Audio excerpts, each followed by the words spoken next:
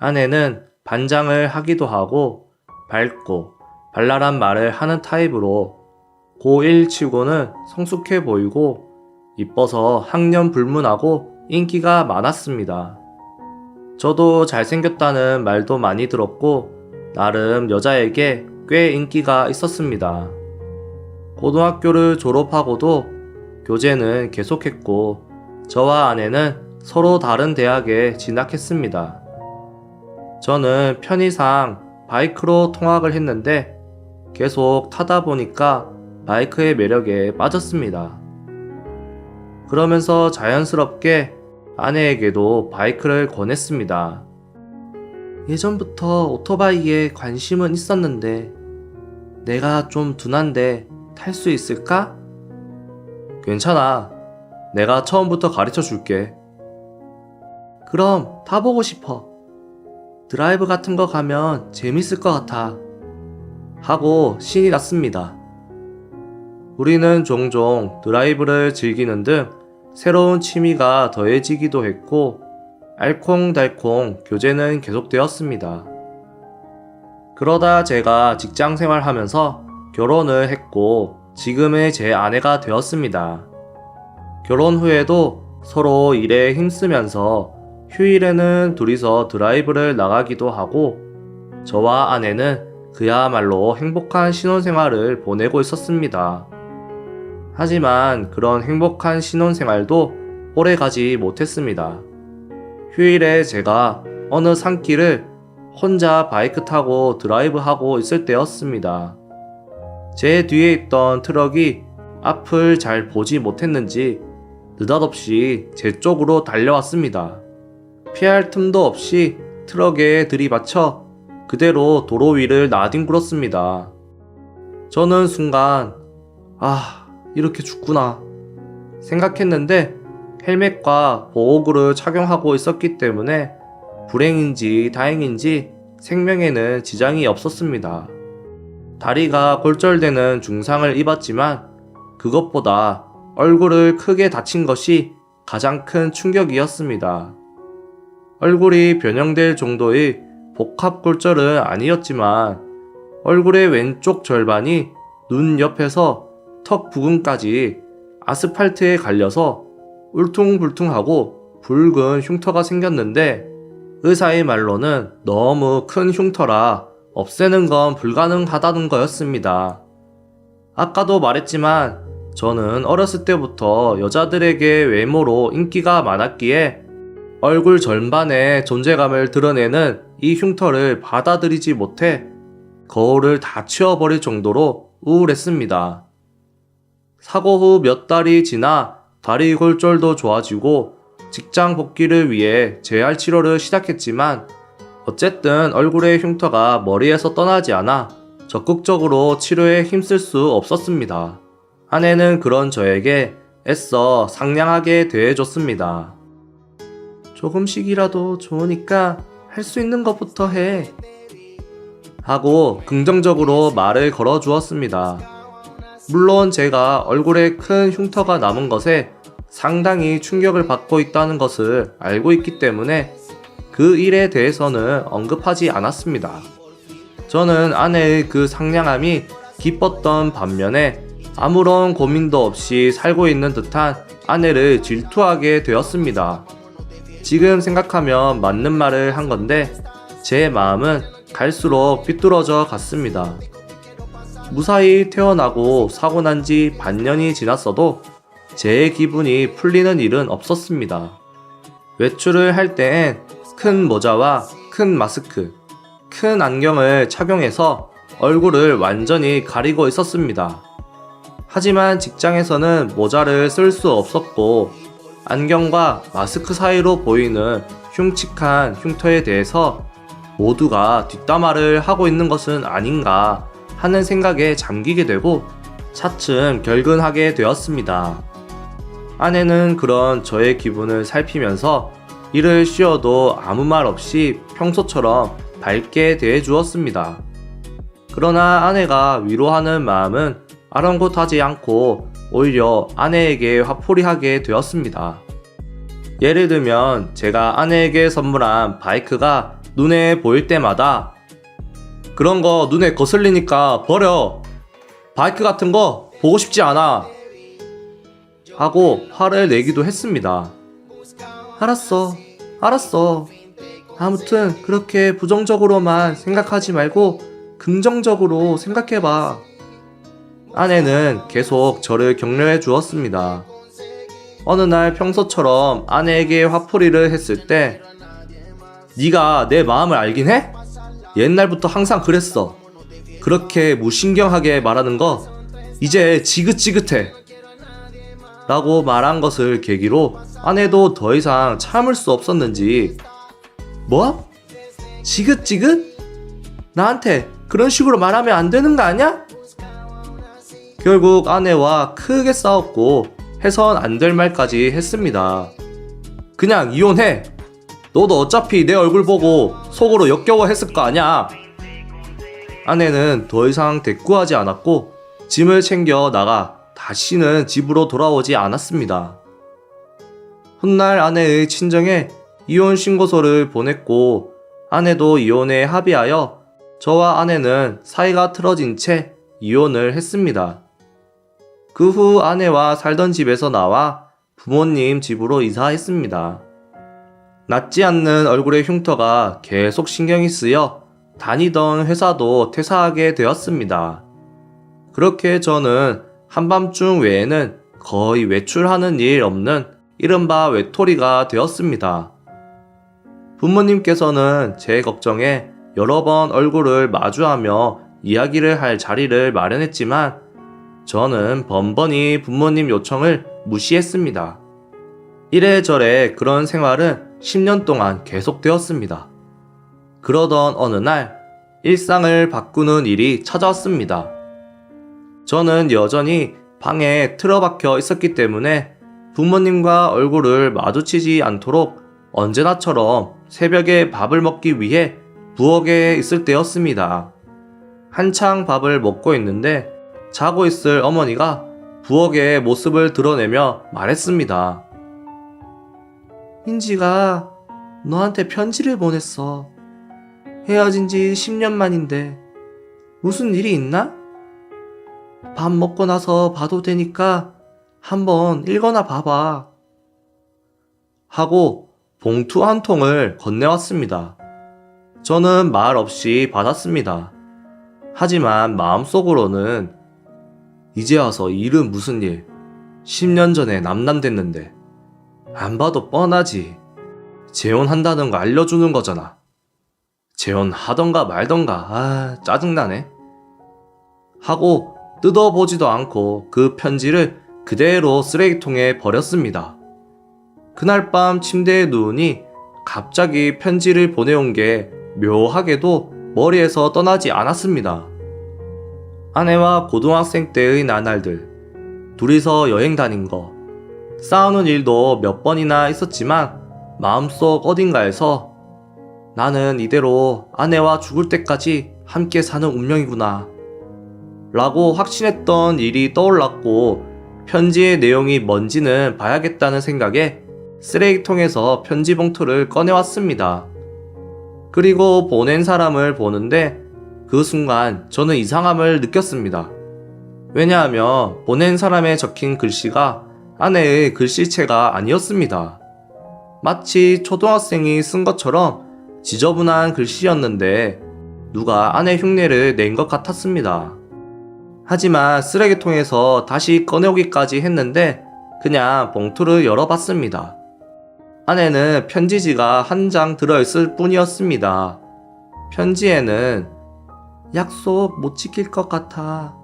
하지만 당신은 우리가 다녔던 고등학교에 가봐. 27일이야. 꼭 가봐야 해. 라고 적혀 있었습니다. 저는 의미를 몰라 당황했습니다.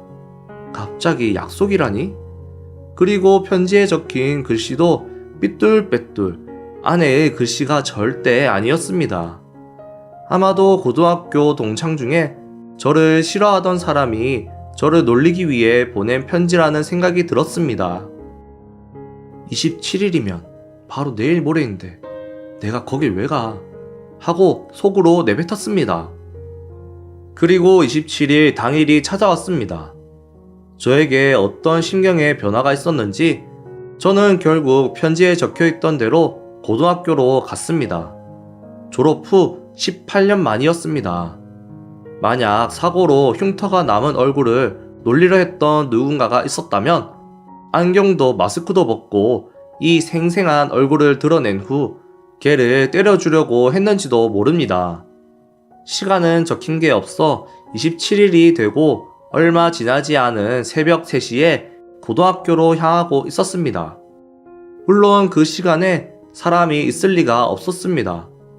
보름달이 예쁘게 보이는 고요한 밤이었습니다. 저는 예전에 다니던 고등학교에 오랜만에 발을 들여놓았습니다. 제가 입학하기 몇 년 전에 신설된 고등학교이기도 해서 오랜만이었지만 몇몇 시설 말곤 체육관 등의 모습은 그 당시와 거의 다르지 않았습니다. 저는 빈둥빈둥 고등학교 안을 걸었습니다. 교실 내는 물론 들어갈 수 없었지만 교실 안이 달빛에 비쳐 볼 수 있었습니다. 저는 공허함과 함께 학교 다닐 때의 기억이 되살아났습니다. 향수를 불러일으키는 마음으로 걷다 보니 저는 어느새 학교 뒤 창고 앞에 있었습니다. 왜 거기로 자연스럽게 발길이 가고 있었는지 저는 이유를 알고 있었습니다. 20년 전에 학교 끝나고 해질녘쯤 아내를 불러 고백한 장소였습니다. 무엇을 어떤 말로 마음을 전했는지 전혀 기억이 안 나지만 그 자리에서 아내가 주저없이 고백을 받아준 것은 기억이 납니다. 그 순간 제 머릿속에서 20년 전과 편지에 써 있었던 27일, 이 두 숫자가 연결되어 떠올랐습니다. 20년 전 이날, 저와 아내가 어떤 약속을 한 것이었습니다. 그것은 무슨 일이 있어도 죽을 때까지 둘이 사이좋게 지내자는 거였습니다. 그리고 20년 후 여기서 함께 확인하겠다 라는 것이었습니다. 그 증거로 각자 맹세를 종이에 쓰고 병 속에 넣어 창고 뒤 소나무 앞에 묻었던 것입니다. 왜 20년 뒤에 했는지 기억을 더듬어 보면 10년 뒤면 너무 가깝고 30년 뒤면 너무 멀고 20년 정도면 분명 육아도 익숙해지고 행복한 삶을 살고 있는 중이 아닐까? 하고 아내가 말했던 것이 생각났습니다. 창고 뒤 소나무는 더 커져 있었고 기억을 떠올려 소나무 앞쪽을 돌로 후벼 팠습니다. 20년 후에 파낸다고 해서 꽤 깊은 곳에 병을 묻었던 기억이 있습니다. 한참을 캔 것 같은데도 병이 나올 기미가 없어 기억이 잘못된 건가 싶었는데 1분여 더 파다 보니 마침내 20년 전 아내와 함께 묻었던 그 병이 모습을 드러냈습니다. 병 뚜껑은 녹슬고 딱딱하게 굳어 있었고 쉽게 열리지 않아 그냥 병을 깼습니다. 병 속에는 종이 한 장이 들어 있었습니다. 그걸 펴는 순간 당시의 기억이 생생하게 되살아나는 것을 느꼈습니다. 종이에는 저는 무슨 일이 있어도 인지와 죽을 때까지 함께 하겠습니다 라고 제 글씨로 힘차게 쓰여 있었습니다. 그리고 그 밑에는 저는 어떤 일이 있어도 영원히 사랑하겠습니다 라고 아내의 글씨로 쓰여 있었습니다. 종이에는 둘이서 찍은 화목한 스티커 사진도 붙어 있었습니다. 그때는 참으로 풋풋했습니다. 마지막으로 날짜를 쓴 기억은 있었지만 몇 월까지인지는 기억을 못했는데 왠지 27일이라고 쓴 기억만 머리 한구석에 있었습니다. 그리고 저는 20년 전에 이 메시지가 든 병을 묻은 뒤에 아내의 이마에 뽀뽀를 해줬던 일이 생각이 났습니다. 그 후에도 계속 같이 지내고 결혼도 하고 터무니없이 쌓아온 추억에 더 씌워졌는지 뜻밖에도 이때의 일은 까맣게 잊고 있었습니다. 아내도 제가 제대로 기억하고 있는지 시험하고 있었던 것인지 이날의 일, 그리고 20년 후의 약속에 대해서는 지금까지 한마디도 한 기억이 없습니다. 종이를 들고 모든 것이 생각나니 괜히 안절부절해졌고, 마음의 준비가 된 것은 아니지만 아내를 한번 만나봐야겠다는 생각이 들었습니다. 하지만 이혼 후 단호하게 관계를 단절하려고 아내의 연락처나 아내와 관련된 건 모두 지워버렸고, 연락할 방법이 없어서 아내의 친정집이 어딘지 알기에 그곳으로 갔습니다. 아내는 어떻게 변했을까? 나에게 이런 편지를 보냈다는 것은 재혼은 안 한 걸까? 그런 생각을 하며 아내의 친정을 찾았습니다. 초인종을 누르니 장모님께서 나오셨고, 갑자기 딸의 전 남편이 찾아와서 놀라신 듯 했습니다. 인사를 드리고 찾아오게 된 경위를 말씀드리니 아내가 있는 곳을 알려주셨습니다. 아내는 병원에 입원해 있다고 했습니다. 자세한 것은 본인에게 물어보는 것이 좋을 것 같다며 병원 위치와 병실을 알려주었습니다. 아내가 입원해 있다는 병원은 큰 종합병원이었고, 병원으로 달려가 아내가 있다는 병실로 올라갔습니다. 그리고 아내의 병실 앞에 도착하니 아내의 이름이 있었습니다. 갑자기 방문해서 많이 놀라겠지? 소란만 피우게 되면 어쩌지? 하고 각오하고 들어갔는데, 병실에 누워있던 아내는 어머, 무슨 일이야? 이렇게 이른 시간에 고등학교에는 안 가? 라며 마치 제가 올 것을 알고 있었던 것처럼 덤덤한 반응을 보였습니다. 아내는 발에 깁스를 하고 오른손에는 붕대가 감겨 있었습니다. 저는 고등학교에 다녀온 것에 대한 말보다 어쩌다 다친 건지 물었습니다. 바이크를 타고 드라이브를 하던 중 교차로에서 트럭과 부딪혔다고 했습니다. 다리 부러진 거 말고는 괜찮아. 오른손에 붕대를 감아서 글씨를 잘 못 썼어. 그런 것보다도 저는 아내가 아직 바이크를 취미로 하는 것을 의외라고 생각했습니다. 아직 바이크 타고 있었구나. 당연하지. 바이크만큼 재밌는 게 없다니까. 너가 가르쳐줬잖아. 저는 착잡한 마음이 들었습니다. 근데 이제 바이크 보는 거 싫지? 아니, 전혀. 빨리 나와서 또 타고 싶어. 하고 시원스레 대답했습니다. 저는 제가 가르친 취미로 아내가 다쳐버린 것에 죄책감을 느끼는 동시에 저 자신은 사고로 얼굴을 심하게 다쳐서 바이크를 보는 것조차 싫었는데, 아내는 다쳐도 여전히 바이크 타고 싶다는 말을 듣고 제가 얼마나 작은 사람인지 깨달았습니다. 저는 그걸 숨기려고 화제를 바꿨습니다. 참고로 고등학교는 새벽에 갔다 왔어. 20년 전에 한 약속 계속 기억하고 있었어? 그걸 어떻게 잊어? 근데 그 병 아직도 그 자리에 있었어? 병 안에 종이 봤어? 하고 흥미진진하게 물어왔습니다. 보고 왔어. 오, 그렇다면 다행이다. 어떤 일이 있어도 영원히 사랑하겠습니다. 종이에 적혀 있었잖아. 맞아. 그거 지금도 안 변했어. 그게 무슨 말이야? 이혼 신고서를 받았을 때는 충격이었는데, 근데 왠지 모르겠지만 언젠가는 다시 나에게 올 거라는 생각을 계속 하고 있었어. 바이크 안 가르쳐줬으면 사고도 안 났을 텐데. 나 때문에 사고가 난 것 같네. 무슨 소리야? 바이크 타다가 사고 난 건 내 탓이지. 가르쳐준 거랑은 상관없어. 그건 그렇고, 조금이라도 죄책감이 든다면 예전처럼 나랑 같이 있으면서 이번에는 나를 돌봐주는 게 어때? 그건 그렇고 나보다 네가 더 많이 변한 거 아니야? 봐봐, 전에 계속 쓰던 마스크랑 큰 안경은 어디 갔어? 역시 그런 거 필요 없잖아. 저는 너무 정신이 없어서 마스크랑 안경 쓰는 걸 까먹은 게 생각이 났습니다. 근데 우리 다시 시작할 수 있을까? 물론이지. 사귈 때부터 평생 함께 하기로 맹세했으니까. 하고 아내는 웃었습니다.